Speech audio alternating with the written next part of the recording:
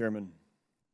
Mr. Starr, you're a smart man with a lot of security knowledge. Is a footprint more secure if it's smaller or larger? A footprint, sir? A larger one is going to require a lot more resources to secure. Not necessarily more secure or less secure. I would tell you that our consulate in Herat, which was much smaller than the embassy, we successfully defended that against a complex attack, and we've also successfully defended the embassy against attacks. Yeah, I would agree with that. And in fact, you know, the embassy in Kabul, even after it was vacated for a decade, it was a secure building. It had to be breached by the roof. When we went in there in the early days, I recall seeing George Bush's picture on the wall with Mr. Schultz as Secretary of Defense, 1989 calendars on the wall, Volkswagen Golfs in the garage. I guess this notion that we have to have 5,500 people on a compound is just a mystery to me. How do you justify that? Sir, allow me to turn to my counterpart, sir. I'm the one that's given the task to secure them. We appreciate Ms. Muniz, and she has been gracious to allow us to beat up on her in previous testimony. But she has also stated clearly here in this hearing that in a dispute, which the GAO and the IG have laid out, which they're in agreement, by the way, on security issues, and Ms. Muniz in her testimony today said that in a dispute on security matters, you win. It's a deferment. And so now what I see is this no desire to streamline infrastructure. We see a support of the support.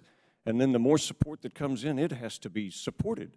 And then it has to be secured. And then the logistics of that. And now we've got 5,500 people. And we're guarding them with Gurkhas, which I have great admiration for the Gurkhas. I've been in environments with them, tough, you know, sharp knives, a lot of respect for them. However, we have created a situation where this thing is massive. And you, by your own admission, in talking about Herat and how it was defensible, how can we justify this enormous footprint? Sir, I mean, I think that the point is that we obviously have a different set of requirements for professional staff in Kabul than we did in Herat.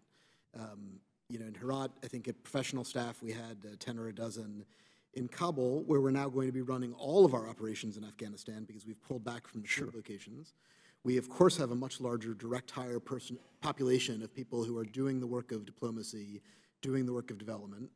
That number is drawing down in terms of the current agencies, but it's actually going to go up because you're going to have the Security Cooperation Office come under the embassy umbrella at a certain stage. You've got other agencies that are going to stop being self-supporting at a certain stage. And the truth is that in the current situation in Kabul, you've hit the nail on the head. If you've got several hundred people doing professional work, you are going to have thousands more who are providing the life support services of a small city, who are securing that, who are providing movement security. But look, in the early days, all the way up to 2009, we had an embassy there that was secured by a Marine security company. By the way, they do that. That's part of their mission. The Marines, they secure embassies. I mean, this is no revelation to anyone on this panel. And yet, we're talking about this insatiable need for size and girth.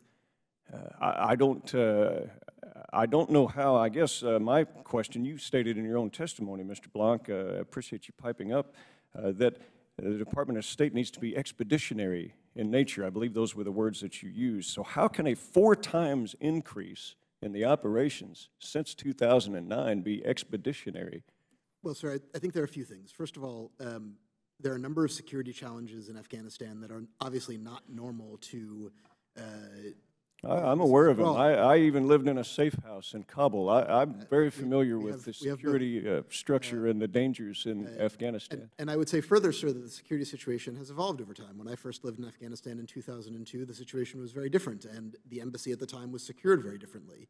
Now the number of, the security requirements for movement, we talked about the road to the airport, the situation is very different.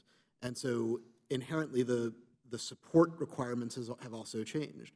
I would, though, challenge, sir, the idea that we have an insatiable need for girth. In fact, the civilian staff surged with the military surge and is now drawing back. And to the extent that there's going to be growth, it's really going to be growth from other agencies coming in under the State Department umbrella.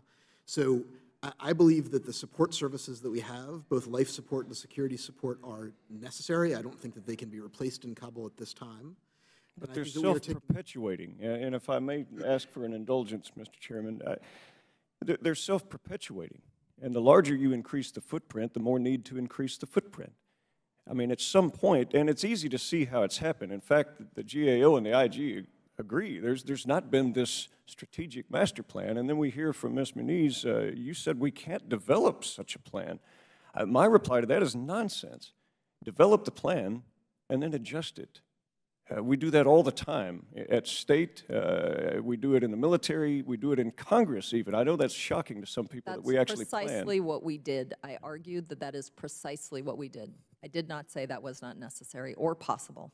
Well, then you had mentioned, though, that the regular plans, that the standard plans were not applicable, even in this testimony today. You said that the international construction and safety standards needed to be taken into account. How could those possibly be any better or different, or we've not seen these international construction and safety standards, I believe is what you called them today. How would that deviate from standard embassy designs with military security in the early dangerous days, and then you enhance it later? I'm not sure which document you're referring to. I'm not. I'm picking from your testimony today, and I quote, international construction and safety standards. So I'm as baffled by it as you are. What would those be? Congressman, the security standards are based on the Overseas Security Policy Board standards. I actually chair the Overseas Security Policy Board with the heads of the other agencies that work overseas. I would say that in our normal buildings that we build around the world, and we incorporate those standards in, and every building that OBO builds meets those standards, we're in a situation where we've been asked to stay in what is essentially a war zone.